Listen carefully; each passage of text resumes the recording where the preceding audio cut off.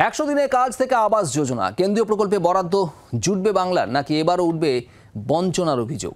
হকের টাকার জন্য শনিবারের আগামীকালে কেন্দ্রীয় বাজেটের দিকে নজর রয়েছে বঙ্গ রাজনীতির কারবারিদের।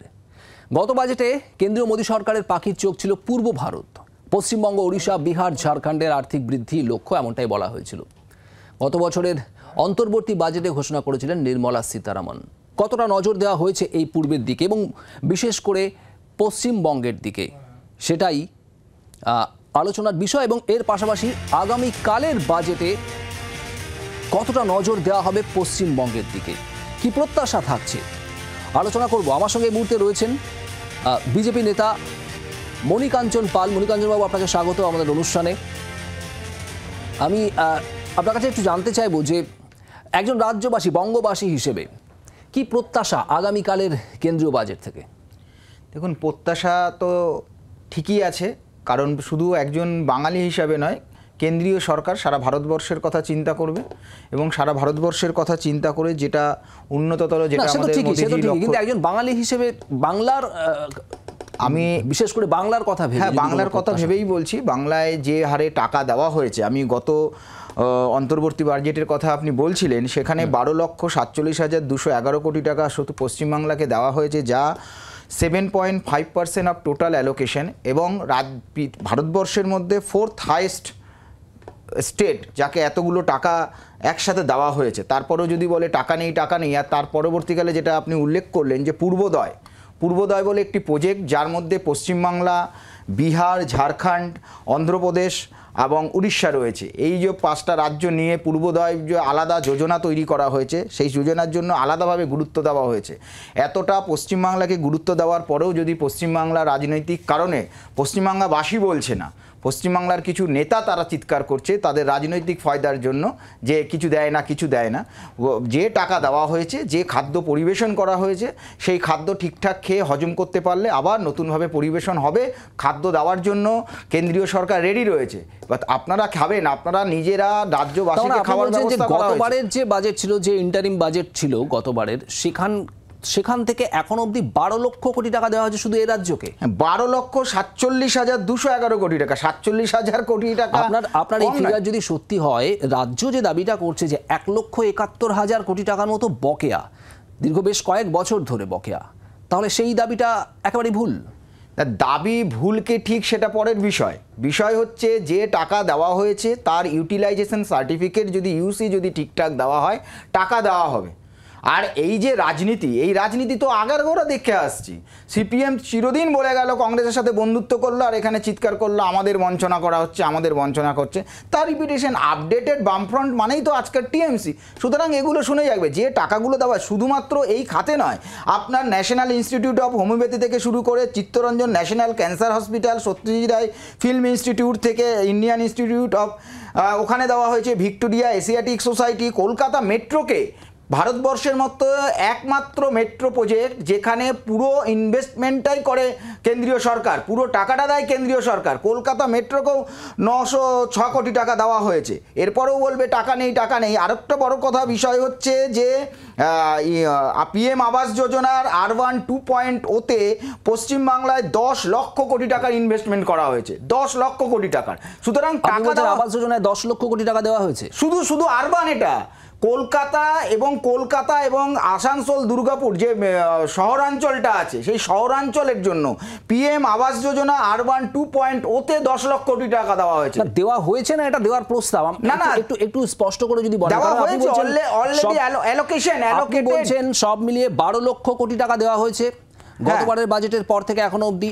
তার মধ্যে 10 লক্ষ কোটি টাকা ওটা 12,47,211 কোটি টাকা যাওয়া হয়েছে। সেটা যে আপনার যে প্রশ্নটা ছিল যে এদের বকেয়া বলছে, কর্পোরেট ট্যাক্স বলুন, ইনকাম ট্যাক্স বলুন, জিএসটি বলুন, কাস্টমস ডিউটি বলুন, এইসবের জন্যই তো টাকা পায়। এই টাকার জন্য সেইটা দেওয়া হয়েছে। আর আমি যে 10 লক্ষ কোটি টাকার পিএম আবাস যোজনা R1 2.0 এর কথা বললাম, এতে 10 লক্ষ কোটি টাকার আলাদা ইনভেস্টমেন্ট। তার মানে এই 12 লক্ষ কোটির বাইরে এই আবাস যোজনা 10 লক্ষ কোটি টাকা? তো ট্যাক্সের জন্য বাবদ তার যে বকেয়া ছিল সেই টাকা দেওয়া হয়েছে, 10 লক্ষ কোটি টাকা এখানে দেওয়া হয়েছে। সুতরাং 100 দিনের কাজে রাজ্যকে কিছু টাকা দেওয়া হয়েছে গতবারের বাজেটের পর থেকে? হ্যাঁ, অবশ্যই দেওয়া হয়েছে। আমাদের বারবার বলা হচ্ছে কি, বারবার বলা হচ্ছে, আমি প্রথমে শুরু করলাম কি, আপনি ইউটিলাইজেশন সার্টিফিকেট দিন। আপনারা কথায় কথায় কোর্টে চলে যান, তো এই ক্ষেত্রে কোর্টে যান না গিয়ে যে আমাকে এই পায় দিচ্ছে না কেন? তারা শুধু স্টেজে উঠে কেন বলছে, প্রেস কনফারেন্সে কেন বলছে, রিপোর্টারদের সামনে কেন বলছে, সেখানে কেন তথ্য দিয়ে প্রকাশ করছে না যে আমার এই তথ্য আছে? আজ পর্যন্ত তৃণমূল কংগ্রেস কোনো তথ্য দিয়েছে? আপনাদের কাছে কোনো তথ্য দিয়েছে যে আমরা এই টাকা দেওয়া হয়নি? আমি মণিকাঞ্চন বাবু আপনার সঙ্গে আসবো, তার আগে আপনাদের জানিয়ে রাখি আমাদের সঙ্গে যোগ দিয়েছেন এই মুহূর্তে তৃণমূলের তরফে প্রদীপ্ত মুখোপাধ্যায়। প্রদীপ্ত, আপনাকে স্বাগত। আর এর পাশাপাশি অর্থনৈতিক বিশেষজ্ঞ অনির্বাণ দত্ত আমাদের সঙ্গে রয়েছেন। আমি প্রদীপ্তর কাছে একটু আসবো মণিকাঞ্চনদার কথার সূত্র ধরে। এই প্রদীপ্ত, মণিকাঞ্চন বাবু তিনি বলছেন যে 12 লক্ষ কোটি টাকা দেওয়া হয়েছে গত বাজেটের পর থেকে এখনো পর্যন্ত রাজ্যকে, এছাড়াও আবাস যোজনায় 10 লক্ষ কোটি টাকা দেওয়া হয়েছে। ব্যাপারটা হচ্ছে দাদা যেটা বলছে সেটা বলছে, কাগজে আছে, কিন্তু বাস্তবে কোথাও দেখা যাচ্ছে না। মুশকিল হচ্ছে দাদারা কাগজে সব সুন্দর দেখায়, তাহলে একটা কাগজ দাদারা দেখাক না যে পশ্চিমবঙ্গ সরকারের বিরুদ্ধে দুর্নীতি আছে আবাস যোজনা, এবং পশ্চিমবঙ্গ সরকারের যে কাগজের কথা বলছিল সেই কাগজ পশ্চিমবঙ্গ সরকার অন্তত 3বারের বেশি পাঠিয়েছে সেন্ট্রাল গভর্নমেন্টকে। রাষ্ট্রের রাজ্যপালকে দিয়ে পাঠানো হয়েছে গত বছরের অক্টোবর মাসে, এবং রাজ্যপাল সেটা গত বছর মানে 2023-এর অক্টোবর মাসে, এবং রাজ্যপাল সেটা পাঠিয়ে দিয়েছে যখন কেন্দ্রীয় মন্ত্রণালয়, তখন কেন্দ্রীয় মন্ত্রণালয় থেকে একটা পিআইবিতে রিপোর্ট পেশ করা হয়েছে। কিন্তু তারপরেই দেখা গেল যে আবাস যোজনার যে দুর্নীতি, ভুয়ো জব কার্ড, এসব নিয়ে যে কথাবার্তা হচ্ছে, তখন কেন্দ্রীয় প্রতিমন্ত্রী বলছেন যে পশ্চিমবঙ্গে মাত্র 5,000 ভুয়ো জব কার্ড আছে, উত্তরপ্রদেশে আছে 1.5 লক্ষের বেশি। তারপরে উত্তরপ্রদেশে টাকা ছাড়া হচ্ছে। এখন O2, এখন মোদি 3 চলছে, এরকম ওরা 2, 3 এরকম খুব ভালো বলতে পারে, কিন্তু ওরা কাগুজে বাঘ অ্যাকচুয়ালি। মানে আবাস যোজনায় রেখাপাত্র বাড়ি পায়নি, রেখাপাত্র সন্দেশখালিতে যান, ওর বাড়িতে অ্যাপ্লাই করা আছে, রেখাপাত্র বাড়ি পায়নি। আচ্ছা, মানলাম যে ওরা নাকি টাকা পয়সা দিয়েছে, আবার আরবান বলছে, আরবান টোটাল না, 70% মানুষ গ্রামে থাকে।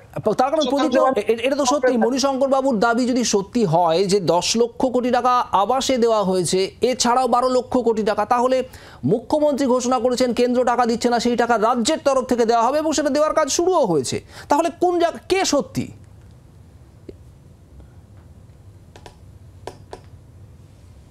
যোগাযোগ বিচ্ছিন্ন হয়ে গেছে প্রদীপ্তর সঙ্গে, আমরা যোগাযোগ করবো অতি অবশ্যই। এবং তার আগে আমি একটু অনির্বাণ বাবুর কাছে যাব। অনির্বাণ দত্ত অর্থনৈতিক বিশেষজ্ঞ আমাদের সঙ্গে রয়েছেন। অনির্বাণ বাবু, লুক ইস্টের জন্য এবং রাজ্যের কথা মেনশন করে এর আগের বাজেটে 2024-এর মে মাসে যে অন্তর্বর্তী বাজেট হয়েছিল, নির্মলা সীতারামন বলেছিলেন ওড়িশা, ঝাড়খণ্ড, ছত্তিশগড়, বিহারের পাশাপাশি পশ্চিমবঙ্গের কথাও বলেছিলেন যে আর্থিক বৃদ্ধির ক্ষেত্রে এই রাজ্যগুলোর দিকে বেশি নজর দেওয়া হবে। তার কি প্রতিফলন দেখেছেন গত কয়েক মাসে, এবং কালকের বাজেটে, আগামীকালের বাজেটে কি প্রত্যাশা করছেন একজন অর্থনীতিবিদ হিসেবে? না, আপনি ঠিকই বলেছেন, এবং এর সঙ্গে সঙ্গে আরো একটা কথা বলি। এই সপ্তাহে মঙ্গলবার দিন আমাদের পার্শ্ববর্তী রাজ্য উড়িষ্যাতে প্রধানমন্ত্রী এসেছিলেন। ওখানে উৎকর্ষ উড়িষ্যা নিয়ে যে বাণিজ্য সম্মেলন হয়েছিল, এবং সেখানেও তিনি বলেছিলেন যে আগামী বছরটাতেও কিন্তু এই উত্তর পূর্ব ভারত এবং পূর্ব ভারতের উপরে নজর থাকবে, এবং আমরা আশাবাদী যে পূর্ব ভারতের আমরা পশ্চিমবঙ্গে আছি, পশ্চিমবঙ্গ এবং পার্শ্ববর্তী রাজ্যগুলো মিলিয়ে যাতে উন্নতি সাধন করা হয়, এবং তার জন্য যাতে সরকারের তরফ থেকে একটা প্রচেষ্টা থাকে। দেখুন, যখন কোনো বক্তব্য পেশ করা হয়, সেই বক্তব্যে কিছু শব্দবন্ধকে ব্যবহার করা হয়। সেই শব্দবন্ধ ব্যবহার করা এবং তার অ্যাকচুয়াল যে ইমপ্লিমেন্টেশন সেটা কতটা হয়েছে সেটা আমরা পরিসংখ্যান দিয়ে দেখি। একটা কথা আপনাকে মানতে হবে যে পূর্ব ভারত, তাতে একটা যেসব রাজ্যগুলো আছে সেই রাজ্যগুলোর মধ্যে পশ্চিমবঙ্গ অন্যতম, যেখানে 10 কোটি লোক বসবাস করে, এবং এই 10 কোটি লোকের সুখ দুঃখর যদি নজর কেন্দ্রীয় সরকার রাখে, তাহলে কিন্তু পশ্চিমবঙ্গের যেরকম উন্নতি হবে সেরকম ভাবে ভারতবর্ষের উন্নতি হবে। সেটা কি হয়েছে গত কয়েক মাসে? কি সেটা হয়েছে? না, আপনি সেই ডাইরেক্টলি যদি আপনাকে কেউ প্রশ্ন করে যে সারা ভারতবর্ষের প্রেক্ষিতে পশ্চিমবঙ্গের মানুষের জীবন ধারণের মান উন্নতি হয়েছে কিনা, সেরকম কোনো সংখ্যা পরিসংখ্যান আমার কাছে নেই। আমার মনে হয় না কোনো অর্থনীতিবিদ দিতে পারবেন।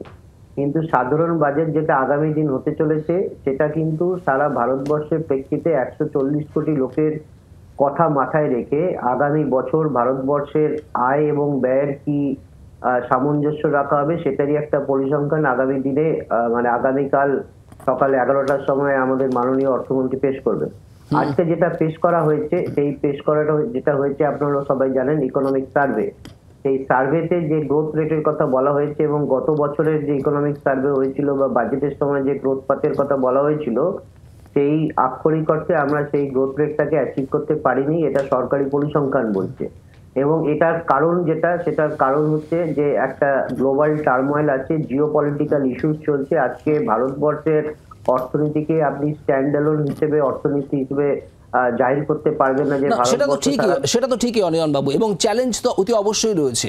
আর্থিক সমীক্ষার যে রিপোর্ট নির্মলা সীতারামন আজ দিয়েছেন তাতে এটা স্পষ্ট যে খুব একটা ভালো সময়ের মধ্যে দিয়ে দেশের অর্থনীতি এই মুহূর্তে অন্তত যাচ্ছে না, বিগত কয়েকটা বছরের সঙ্গে যদি আমরা তুলনা করি। কিন্তু সেই জায়গা থেকেও যেহেতু এটা একটা পূর্ণাঙ্গ বাজেট পেশ হতে চলেছে আগামীকাল, এ রাজ্যের বাসিন্দা হিসেবে তো কিছু প্রত্যাশা থাকবেই। একবার আপনাদের শোনাবো এ রাজ্যের মানুষ উত্তর থেকে দক্ষিণ অনেকেই তাদের প্রত্যাশার কথা জানিয়েছেন, কি বলছেন তারা শুনুন। চাই যে আরও যাতে আমাদের এই বেকারত্ব যে এত হচ্ছে সেই জায়গাটা যাতে আর একটুখানি উনি কম্প্রোমাইজ করেন। আমাদের যা অবস্থা এই দেশের সেখানে একটুখানি যদি কম্প্রোমাইজ করেন আমাদেরই আর কি সুবিধা হয়। ট্যাক্সের দিক থেকে যদি কিছু কনসিডার করে, ইন্ডিভিজুয়াল ট্যাক্স, ইনকাম ট্যাক্স যেটা, সেটাতে আমাদের সুবিধা হবে, চাকরিজীবীদের সুবিধা হবে। আমার মনে হচ্ছে ভালোই দেবে। আমরা তো ভাবি যে ট্যাক্সটা একটু কমায়, শেয়ার মার্কেট যেরকম খারাপ হচ্ছে ওটা একটু ভালো হোক, ওই ব্যাপার নিয়েই তো খারাপ হচ্ছে বাজার। জিএসটি বিভিন্ন রকম করেছে, এটা সবারই প্রবলেম, এবং একটা জিনিসের ওপর বারবার জিএসটি দিতে হচ্ছে। এটা যাতে হয়, একটা ওষুধ কিনছি একবার জিএসটি দিচ্ছি, ঠিক আছে, ওষুধের ওপর তারাও জিএসটি দিচ্ছে এবং আমরাও জিএসটি দিচ্ছি, বোথ। व्यापार तो इतना ये हो गया है कि हर चीज़ का दाम बढ़ता जा रहा है, इसलिए व्यापारी हो नहीं रहा है। दाम कम हो आदमी तब तो आदमी आएगा ये करने के लिए। बजट कम करे, सब चीज़ में जीएसटी ख़त्म करे, थोड़ा कम करे, तो सब चीज़ में जीएसटी लग रहा है सर, तो कहाँ से ही होगा बजट। कंज्यूमर है वो आके कम से कम सही दाम में खरीदे तो हमारा बिजनेस पे कुछ आए, और हमें कोई भी एज अ बिजनेसमैन कोई फैसिलिटी गवर्नमेंट की तरफ से नहीं मिलती है। বাজেটটা এমন হওয়া উচিত যেন সাধারণ মানুষ, গরিব দুঃখ, গরিব কৃষক এদের জন্য যেন বাজেটটা হয়। রেলমন থেকে যে জিনিসটা বলছে ভাড়া বাড়াবে, রেলটা তো নিত্য যাত্রীদের জন্য ভাড়াটা না বাড়ায়, এটাও একটা বাজেটে মেন প্রয়োজন। অর্থ কমিশনের একটা দারুণ প্রয়োজন। কৃষকদের দিকে তাকাতে হবে, দ্রব্যমূল্যের দিকে দাম কমাতে হবে। আমি প্রদীপ্তর কাছে যাব। প্রদীপ্ত, যোগাযোগ বিচ্ছিন্ন হয়ে গিয়েছিল তোমার সঙ্গে কথা বলতে গিয়ে। আমি যে প্রসঙ্গে ছিলাম যে মণিকাঞ্চনবাবু যে দাবি করছেন তাহলে সেটাকে একেবারেই মিথ্যে আমরা স্পষ্ট বলবো, তার কারণ 12 লক্ষ কোটি টাকা এবং 10 লক্ষ কোটি টাকা দুটো ফিগার উনি দিয়েছেন একদম স্পেসিফিক। 12 লক্ষ কোটি টাকা এ রাজ্যের জন্য দিয়েছে কেন্দ্র, আর 10 লক্ষ কোটি টাকা কোভিডের সময় তোমরা নির্মলা সীতারামনজির একটা বক্তব্য শুনেছিলে 20 লক্ষ কোটি টাকার বাজেট দিই, যে বাজেট যাতে অর্থটা চাঙ্গা হয় তার ইউটিলাইজেশন কখনো দেখেছো? কোনো মানে আলোচনায় দেখেছো যে তার ইউটিলাইজেশন, সে টাকা অ্যালোটমেন্ট হয়েছে কিনা আদৌ? মানে এরকম কাগজে টাকা অ্যালোটমেন্ট করতেই পারে, তাতে কোনো অসুবিধা নেই। রেখাপাত্র যেমন বাড়ি পাচ্ছে না, তেমনই দেখা যাচ্ছে যে মানুষের দ্রব্যমূল্যের বৃদ্ধির প্রকোপে ব্যাংকের যে সেভিংস গত 40 বছরে সব থেকে কমে গেছে। ব্যাংকের সেভিংস সব থেকে বেশি বৃদ্ধি পেয়েছে gold loan, personal loan, credit card loan. এগুলো কেন বৃদ্ধি পাচ্ছে?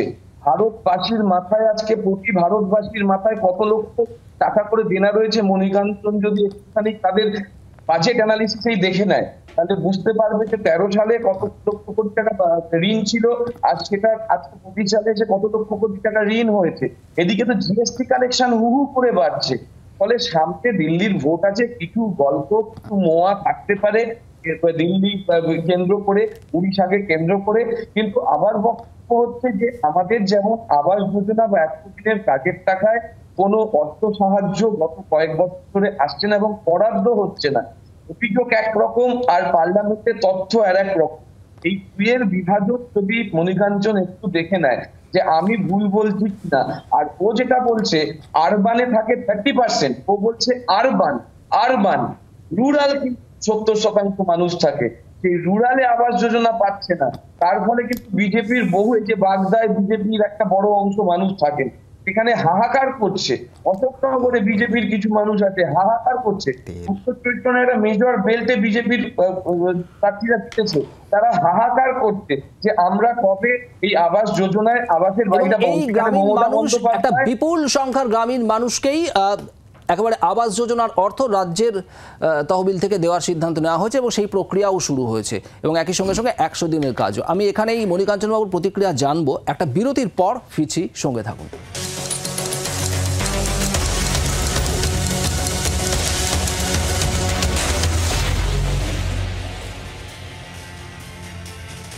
আগামীকাল 2024-25 অর্থবর্ষের 2025-26 অর্থবর্ষের কেন্দ্রীয় বাজেট পেশ করবেন কেন্দ্রীয় অর্থমন্ত্রী নির্মলা সীতারমণ। আর তার আগে এ রাজ্যের কি প্রত্যাশা, আমরা কথা বলছিলাম। মণিকাঞ্চন পাল বিজেপির তরফ থেকে আমাদের সঙ্গে রয়েছেন। মণিকাঞ্চন বাবু, আমি ধরে নিলাম রাজ্যে আপনারা বিরোধী, এই বিষয়টাকে ভুলে গিয়ে যখন কেন্দ্রীয় বাজেট পেশ হচ্ছে, এ রাজ্যের প্রতিনিধি হিসেবে কি চাহিদা থাকতে পারে আপনাদের, আপনারা কি দাবি জানাতে পারেন? দেখুন, বিষয় যেটা আমি ভাবলাম কোনো বাজে শব্দ ব্যবহার করব না, দুর্নীতি শব্দটা প্রথমে প্রদীপ্তই ব্যবহার করলো, কারণ টিএমসি আর দুর্নীতি একসাথে একাকার হয়ে গিয়েছে। দুর্নীতি করিনি, আপনারাই 24 ঘন্টা শোয়ে আপনারা অনেকবার দেখিয়েছেন যে কিভাবে আবাস যোজনার ঘর দেওয়া হচ্ছে না বলে টিএমসির নেতাদের জনসাধারণ পিটিয়েছে। সুতরাং আবাস যোজনায় যে দুর্নীতি হয়েছে কি হয়নি সেটা এখানেই প্রমাণ পায়, নাম্বার 1। নাম্বার 2, জিএসটি নিয়ে প্রদীপ্ত দুর্নীতি যদি হয়েও থাকে তাহলে দুর্নীতি একেবারে নির্দিষ্টভাবে দুর্নীতি খুঁজে বের করে সেখানে ব্যবস্থা নেওয়া। সেটাই তো বলছি, এই জন্য কাগজ দিতে পারছেন। আমি তো বারবার বলছি ইউটিলাইজেশন সার্টিফিকেট দিতে হবে, জিও ট্যাগ করে দিয়েছে, আর কত দুর্নীতি ধরার জন্য করবে, জিও ট্যাগের ব্যবস্থা করেছে, সেখানেও করা হচ্ছে না। তথ্য রয়েছে যে অ্যাকশন টেকেন রিপোর্ট জমা দেওয়া হয়েছে রাজ্যের তরফ থেকে।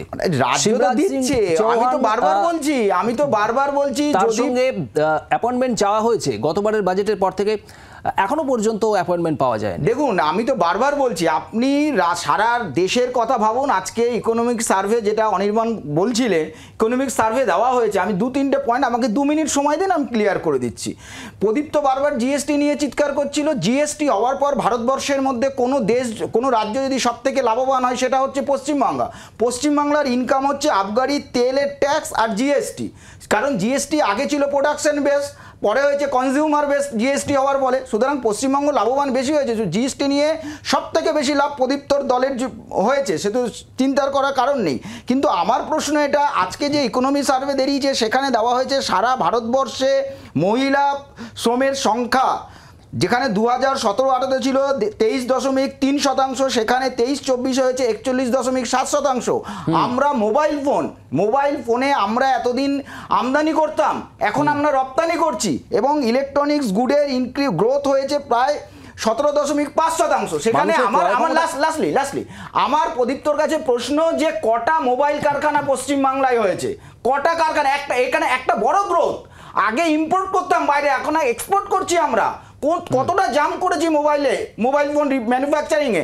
আমার একটা ইস্যু যে এখানে কটা মোবাইল ফোন কারখানা তৈরি হয়েছে সেটা বলুক। রিটেল ইনফ্লেশন 5.4% থেকে 4.9% হয়েছে, সব জায়গা থেকে গ্রোথ হয়েছে, এই শ্রমের সংখ্যা সব জায়গায় বেড়েছে। আমার কটা কারখানা পশ্চিমবাংলায় হলো সেটা কেন গিয়ে আলোচনা করছে না? কেন একটা অ্যাপয়েন্টমেন্ট নাও, আবাস যোজনার টাকা দাও, সেখান থেকে খাবে টাকা? আরে কারখানা তৈরি করো, মানুষকে চাকরি দাও। মণিকাঞ্চন বাবু, তৃণমূলের বক্তব্য আমরা জানি না, কিন্তু আবাস যোজনার টাকা বা 100 দিনের টাকা যখন মানুষের হাতে পৌঁছবে তখন মানুষ কিছুটা সচ্ছল হবে, আর গ্রামের মানুষ সচ্ছল হলে তার ক্রয় ক্ষমতা বাড়বে, আবাস যোজনার টাকা বাড়লে সেটা অর্থনীতিকে অবশ্যই বুস্ট করবে। আমি এখানে অনির্বাণ বাবুর কাছে যাবো। অনির্বাণ বাবু, দুটো অ্যাসপেক্ট থাকতে পারে। একটা হচ্ছে সামাজিক প্রকল্পগুলো, চালু সামাজিক প্রকল্পগুলোকে আরো বুস্ট করা, সেখানে বরাদ্দ বাড়ানো, বকেয়াগুলোকে মিটিয়ে দেওয়া, এবং এর পাশাপাশি নতুন কিছু ইনফ্রাস্ট্রাকচার খাতে বিনিয়োগ। এই রাজ্যে রাস্তাঘাট বা নতুন এয়ারপোর্ট হতে পারে, সেটা বা যে কোনো কিছু। কি মনে হচ্ছে আগামী এক বছরের জন্য কি আশা করা যেতে পারে এ রাজ্যের বাসিন্দা হিসেবে? না, একটা কথা খুব পরিষ্কারভাবে বলি, সেটা হচ্ছে অর্থনীতি এবং রাজনীতি সম্পৃক্ত।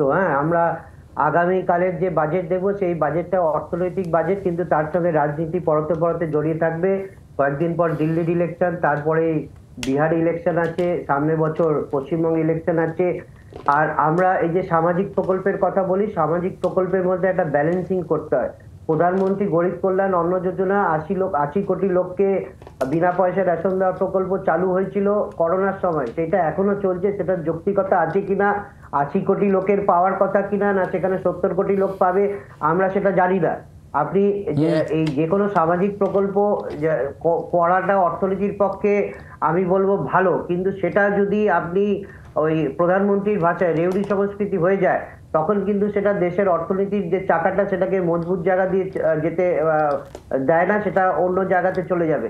আরেকটা কথা হচ্ছে, এই মণিকাঞ্চন প্রদীপ তো আমার দুজন খুব প্রিয় লোক, তারা কিন্তু একই জায়গায় আশেপাশে জায়গাতে থাকে, হয়তো একই জায়গাতে বাজার করে, সেই বাজারে জিনিসপত্রের দাম মুদ্রাস্ফীতি যে হারে বাড়ছে, আমি বলছি এই কনজিউমার প্রাইস ইন্ডেক্স যেটা, সেটা 6%-এর নিচে থাকলে আমরা বলি দাম বৃদ্ধি হয়, অতটা বোঝা যাচ্ছে আপনার বক্তব্য। আমাদের সময় একেবারে শেষের পথে, আমি একেবারে জাস্ট খুব সংক্ষেপে প্রদীপ্তর কাছ থেকে প্রতিক্রিয়া নিয়ে শেষ করব। প্রদীপ্ত, প্রশ্ন ছিল মণিকাঞ্চন বাবু যে মোবাইলের কারখানা একটাও এ রাজ্যে হয়নি। মোবাইলের কারখানা না হোক, ওষুধের ব্যবসা ভালোই চলছে, কিন্তু আমি যেটা বলবো যে কনজিউমার বেস জিএসটি নিয়ে মণিকাঞ্চন আমাকে যে তথ্যটা তুলে দিল, তার জন্য মণিকাঞ্চনকে ধন্যবাদ। যে পশ্চিমবঙ্গে তাহলে অর্থনীতি ভালো জায়গায় আছে, এই কারণে কনজিউমারিজমটা ভালো হয়েছে, মানুষ অনেক বেশি কিনছে এবং সেই টাকাটা মানুষ পাচ্ছে। ভুল অ্যানালিসিস। এবার না, আমি তা বলছি না, এটা তোমার অ্যানালিসিস, আমার না ভুল অ্যানালিসিস। আমাদের সময় এখানেই শেষ, এই অনুষ্ঠান এখানেই শেষ করতে হবে এবং আমাদের অবশ্যই তাকিয়ে থাকতে হবে আগামীকালের দিকে। এ রাজ্যবাসী হিসেবে আমরা আগামীকাল কেন্দ্রীয় মন্ত্রী অর্থমন্ত্রী নির্মলা সীতারামনের বাজেট থেকে ঠিক কি প্রত্যাশা করতে পারি, আর তা নিয়েই আগামীকাল অতি অবশ্যই নজর রাখুন জি24 ঘন্টা পর্দায়। দিনভর বাজেটের সমস্ত আপডেট আমরা দেখাবো। এই মুহূর্তে আমাদের সঙ্গে যারা রয়েছেন তাদের প্রত্যেকেই ধন্যবাদ। নজর রাখুন জি24 ঘন্টায়। মধ্যবিত্ত, মধ্যবিত্ত এবং মধ্যবিত্ত, বাজেটের জোরদার মধ্যবিত্ত চর্চা। কর সন্ত্রাসের তকমা ঘোচাবেন নির্মলা? আদৌ কি ভুল বদল কর কাঠামোয়, নাকি আম জনতার হাতে স্রেফ পেন্সিল? পয়লার বাজেটে নজর সব মহলে। দেখুন বাজেট 2025 কাল দিনভর। বাংলার আওয়াজ, বাঙালির আবেগ, জি24 ঘন্টা।